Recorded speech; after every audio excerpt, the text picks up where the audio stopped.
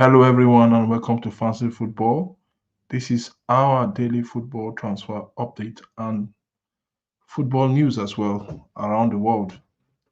It's nice to be here once more talking football as usual.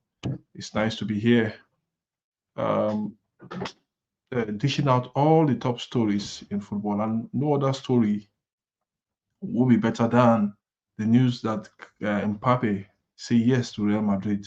He will be a Real Madrid player next season. I know other clubs like the likes of Arsenal think they could really get him, but Mbappe knows what he wants. In terms of financial strength, he knows that Real Madrid can afford his wages as a free agent, and uh, uh, all is good. We remember this story 2 years ago when we thought that he was heading to Real Madrid, and at the end of the day, he decided to stay put at Paris Saint-Germain. But this time around, he has told the Parc des Princes club, the Parc des Princes hierarchy that he will be leaving at the end of the season. We saw him in the UEFA Champions League, where his side beat Real Sociedad by 2 goals to 0, and he was outstanding, scoring the first goal, the poacher's goal, I would say. And I was telling a colleague of mine that we are just waiting for the news that he will stay or he will leave. And fortunately enough, Mbappe is leaving. He'll be leaving Paris Saint-Germain, and he will be going to the Santiago de Bernabeu, where he will link up with the likes of Chouameni, Camavinga, Vinicius Junior, Rodrigo, and a host of other players that have been there. I think that is what he wants. It is. I think for this, if you look at even the negotiation, he is still complaining that the money was way below what he expected compared to the last time Real Madrid came in for him. But this is football, and 2 years or rather 18 months is a whole lot of difference. PSG has to live with it. I think we heard that they are going for our own Victor Osimhen, and to replace Kylian Mbappe, or rather to lead the forward line for PSG for them next season. We will see how that will pan out for them. Hopefully, uh, if they can get the signature of Victor Osimhen will be going back to France. Is PSG the next destination for Victor Osimhen? We'll find out as well. Okay, quickly, still looking at the Mbappe story, people might ask, why Real Madrid again for Kylian Mbappe? Why Real Madrid? Why do this guy want Real Madrid? We all know that once top players globally, once they are getting to their peak between 25 to 30, 30 to 30 years, they intend to look for success. Yes, we know that he has won the World Cup, played in another final again in the World Cup. But at the end of the day, he wants that European glory, the Champions League, and he has sat down to look at Paris Saint-Germain can't give him that European glory. They cannot give him. He was in the finals 3 years ago with Paris Saint-Germain, but he couldn't really win that trophy against a very strong Bayern Munich side, who has the likes of Kingsley Coman in their ranks. And Coman scored that lone goal in the final. But this time around, he had decided that Real Madrid can offer him. And Madrid has one of the youngest team now, like I said. If you look at the average age of some of the players in that team, in that first 11, very, very young team. And Florentino Perez and Carlo Ancelotti are building something really different here for the Catalan Giants. I mean for the Los Blancos. Sorry. Okay, moving on. We talk about Victor Osimhen. Will Osimhen now move? Will Osimhen move to the Parc des Princes to replace Mbappe? That's something you will have to ask Napoli if they are willing to do business for this player. We just remember that Victor Osimhen signed a contract not quite too long ago with Napoli. Remember that, but for him to be priced away from the Maradona, uh, uh, Paris Saint-Germain has to cough out a huge and magnanimous transfer fee for this player. So I think it's left for Paris Saint-Germain to look at the figures and to see if they can do business. And they are not getting anything from the Mbappe deal because he's leaving as a free agent. So that is just it at the end of the season. So they have to cough out the money from somewhere to avoid the financial fair play rule that has belated the transfer market over the years. They will look at the checkbooks, they will look at their numbers, and they will see if the deal is possible. But to price away Victor Osimhen from Napoli will take a huge amount of money. It will take a huge lump sum of money from PSG. Let's see how that one uh, uh, will pan out. Okay, quickly, let's see if that transfer will go through in the summer. I think there will be a lot of top businesses that will happen in this summer ahead of the next season, ahead of the 2024-2025 season. Uh, there will be top transfers. Players will be moving. There will be huge movement left, right, center. Let's go to Barcelona, and we heard that PSG also still eyeing a summer transfer for um, Gavi. Uh, Gavi has emerged a summer transfer target for PSG. Will Gavi move to the Parc des Princes? Uh, I think, for my opinion, if you look at it very well, I think I don't just see this deal working out, but something might really happen because this young lad also signed a contract with Barcelona recently, and can he really uh, engineer that move if he's not getting playing time? But we know that he's getting playing time. We know he's one of the top players, even as young as 19. He's one of the top players in Barcelona, and he's getting that excellent playing time. So will he get that playing time that he wants going forward in Barcelona, or does his future lies elsewhere, maybe in France? It still all boils down to money, and it boils down to willingness of this team to do business with Paris Saint-Germain. Barcelona also have their own struggle financially. Um, if Paris offered, let's say, £100 million for this young lad, I think Barcelona would love to do business. That's how I see it. They would love to do business. They would like to do business, and let's see how that thing will pan out for Barcelona and Gavi, if that is possible. So let's see if that deal will go through. Okay, quickly, let's go still on Barcelona, a player that have been on the transfer market for like 2 years, Frankie de Jong. You might ask, where is this one coming from? Where is this news coming from? Barcelona wants him to sign a contract extension. I think that contract has been on the table for the past 4 months, since November last year, 2023, and the player is refusing to sign. The Frankie de Jong saga is back once more again. We know how Manchester United pursued Frankie de Jong to get his signature, but he opted to stay at Camp Nou. Sorry that the Camp Nou now has been demolished and the new structure is coming up in that place. Well, let's see how these teams go about this transfer. Barcelona need money, and they need it deliberately. And you also know that they have already announced that they will be parting ways with their current manager, Javi Hernandez, at the end of the season. So will that really help them if they can get an £85 million fee for Frankie de Jong? I think I doubt they won't get that £85 million. If they want to sell him, I think they could get around £60 million, £70 million.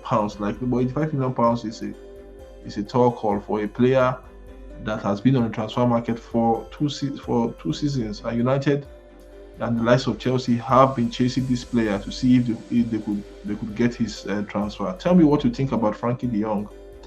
Tell me what you think about his transfer, or his move out of Barcelona will really mean for other clubs that are needed of his service. We also had that Tottenham um, uh, have just made a bid of £51 million for him. Will he go or will he stay? That's left for Frankie De Jong to decide at the end of the day. Hopefully, we'll find out in the summer if he will go or if he will stay. If you ask me, for me, or still on my own opinion, I think he will go. He will go at the end of the season because it's just too much. And like I said, Barcelona are not in a very, very good financial situation, so they need the money. So I think one or two players will also leave at the end of the season with the manager Javi Hernandez. Okay, if you're watching Fancy Football, kindly subscribe, hit the notification bell, and like this video and other videos that we have out there on the YouTube space. Okay, Inter Miami. We know Inter Miami, where Lionel Messi, Luis Suarez, Sergio Busquets, Jordi Alba play their trade in the United States and in the city of Miami. That's where Inter Miami is. And there's a young lad, a young rising star from Argentina, Federico Redondo, a son of the former Real Madrid legend Fernando Redondo, and also Inter Milan legend as well. Federico Redondo is just 21 years old, and he has been immense and playing for Argentino Junior in Argentina, but he will be moving to Miami for a commanding fee of £8 million. I think that's good for David Beckham and Inter Miami if they can pull out this deal. But we also heard that this deal has been confirmed, and we'll go through. We'll go through this week for Federico Redondo to Inter Miami. At the end of the day, I think that's a good one for the young lad. If he impressed in a couple of years, I don't think he will be in that club. Probably Inter Miami are just eyeing this player to see if they could cash out at the end of the day. They buy the player from Argentino, then maybe 2 or 3 years you can see a potential in this player. He has good potential. He's a very, very good player. But if they can see the potential in this, if they can get the potential out of this player, at the end of the day, you might see that the likes of David Beckham and the hierarchy of Inter Miami will sell him for maybe a huge fee at the end of the day. 2-3 years, he might be on his way to Europe, but he has the potential to do that at age 21. He's also going to the Olympics, and also he has always led the line for the Argentina junior national side, the Junior Seleção. So hopefully we'll see what will happen at the end of the day.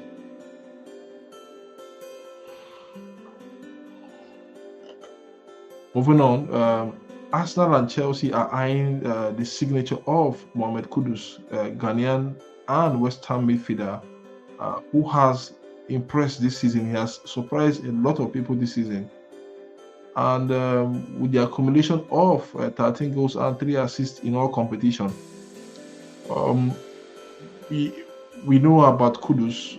I think Kudus have been really immense in the 30 games he has played for West Ham. He has scored 13 goals and has provided 3 assists to his teammates. So he has been involved automatically in more goals than any other player, maybe in West Ham this season. So 13 goals, I think, quite impressed. We saw him at the Nations Cup, but it was a shame that his national team Ghana didn't really perform so well at the Nations Cup.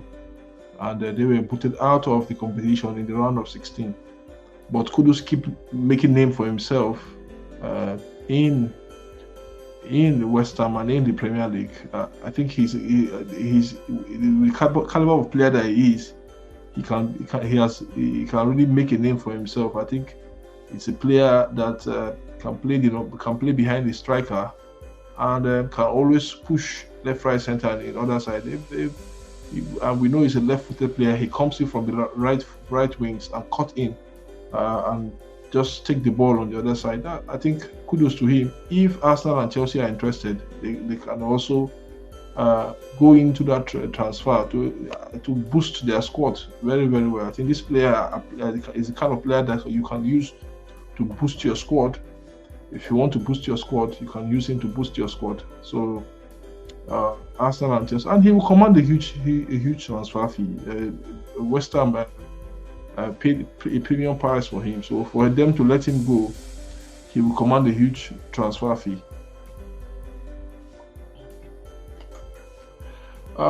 Still on Arsenal,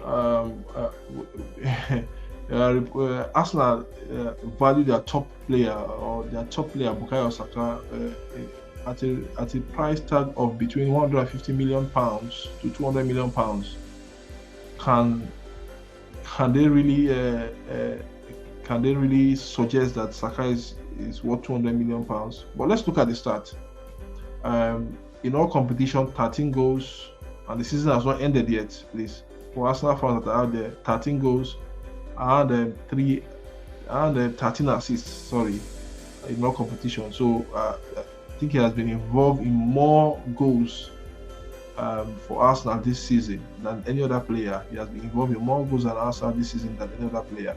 If you look at his stats, I think for me he's a wonderful player. If you look at him with his left foot, always playing on the right wing, drifting from the right wing to the other side. I think it's not just the way he has handled himself on the pitch, also off the pitch. His discipline off the pitch as a young black player, I think is really awesome. We know him, and we know what happened to him during the Euros, where he lost the penalty, and we saw different racial slur on him at the end of the day. But it didn't really affect Saka. He went on. He strived in that Arsenal shirt last season, where Arsenal almost won the league, but they fall short at the end of the day. But this season, I think he has come with his A game, and he knows that he has to be on top of his game because that team have to win the league. If you tell me which team deserve to win the league this season, among the three teams that are there, I will tell you it's Arsenal, because for me, they deserve to win the league at the end of the day. But let's see how Saka and his teammates go at the end of it. Go about their business at the business end of the season, because it's going to be really, really tough towards the end, and they need all the firing power they need, especially all the firing powers they need from this young Arsenal need from this young lad to propose them to their first ever league title in how many years? Close to, let's say, 20 years now. In counting. So let's see what will happen. Oh, let's go back to Barcelona again. Barcelona, I am monitoring three players: Arsenal, Gabriel Martinelli, Karu Mitoma, and Kvaratskhelia of Napoli. Do we think that they could get this player? It still boils down to money, and I keep telling people, football these days is all about money. Barcelona financially, I don't think they can afford at least one or two of these players. Martinelli should command a fee of close to 70 million pounds, 70 to 100 million pounds. Kvaratskhelia, very, very important player, and we know how he plays. Even the likes of Real Madrid are eyeing him. So this young lad should also command a significant amount of money going into next season as well, because we know his prowess last season where him and Victor Osimhen single-handedly took Napoli to the Scudetto for the first time in 30 years, after Maradona did it for the Nerazzurri. So for Metoma, he plays in Brighton. I think Brighton will also need a very good transfer fee. Brighton are also very good in replacing players. So I think he will command a very huge transfer fee to close to 70 to 80 million pounds. But we also had that the likes of Chelsea and Manchester United are eyeing him as well. And we know how Metoma play. He loves this 1-2 and he loves to dribble. Very good, very direct, very intricate player, and it's going to take a whole lot for Barcelona to price him out of the Brighton. Let's see how that transfer goes. By the way, okay, still on the transfer show. For those if you are watching us, kindly subscribe to Fancy Football. Kindly also hit the notification bell and watch our videos. Let's move on to managerial tussle, managerial pressure, managerial transfers. Well, which manager is moving where, who is being touted to go where and to go there. And no other man is on the lips of so many big clubs, from Bayern Munich to Real Madrid, even some clubs in Spain and to the Premier League as well. Liverpool are also eyeing him as a replacement for Jurgen Klopp. Will he go to Liverpool at the end of the season, because he's doing a wonderful and a very magnificent job in Bayern Leverkusen? Do Alonso leave Bayern and move to Liverpool, or would he replace Thomas Tuchel at the reign of affairs at the Allianz Arena? We'll find out if that will be possible at the end of the season, because currently now we know that Thomas Tuchel is under significant pressure after losing back-to-back games for Bayern Munich. So I don't understand. Bayern Munich, they've had three different managers the last 5 years, from Hansi Flick to Julian Nagelsmann and to Thomas Tuchel now. Thomas Tuchel led them to the German Bundesliga last season. On the last day where Dortmund refused to win against Stuttgart at the end of the day, they drew against Stuttgart, Thomas Tuchel did, but he fell short in the Champions League, where they also expected him to do well against Manchester City. He lost away to Manchester City by 4-0, and drew them at home 1-1. So Tuchel is significantly under pressure in the last few days, and let's see what will happen. We also watched the Champions League match where he lost against Lazio, which one of the teams that brought in mind, or that make the bookmakers or the pundit out there feel that he won't last long in Bayern Munich. So let's see what will happen at the end of the day. Okay, quickly, let's go look at the next. Okay, Roy Hodgson, I think he was news out there, or reports out there said he will be sacked yesterday. Unfortunately enough, Roy Hodgson fell down yesterday and he was rushed to the hospital. But I think currently now news said he's stable, he's talking, and the man to replace him is no other than Olivier Glacian. Glacian is a former Eintracht Frankfurt manager in Germany. We don't really know his managerial profile, but I think we know that he managed Eintracht Frankfurt some few years back, and Crystal Palace have gone into talks with him, and he will sign a 2 years contract to replace Roy Hodgson at Palace. I just think that they could have really spoken. Palace could have really handled this issue very well. They didn't handle this Roy Hodgson issue very well. Keenly, it wasn't really handled very well, and that's why you see the transfer of Oliver Glacian has been kept on hold to see maybe after Roy Hodgson, because Roy Hodgson has helped the Palace. It has really helped them. Even when they were in trouble last season. He helped them, and he has helped them keep bringing the balance to that team. So should they sack Roy Hodgson at the end of the day? I think they should let the man himself decide if he wants to leave the club as a sign of respect. But football, we know, is business these days. You just fire and hire managers, and you ensure that they win games for you. That's why they are there. They should be able to win games for you.